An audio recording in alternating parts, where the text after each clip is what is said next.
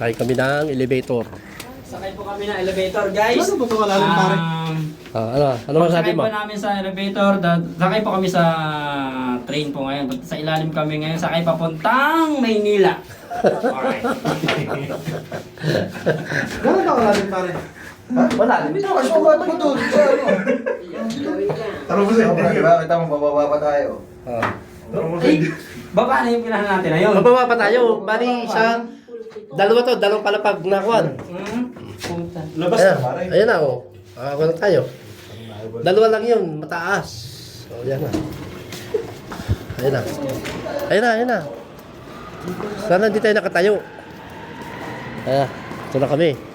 Sa ilalim ng lupa.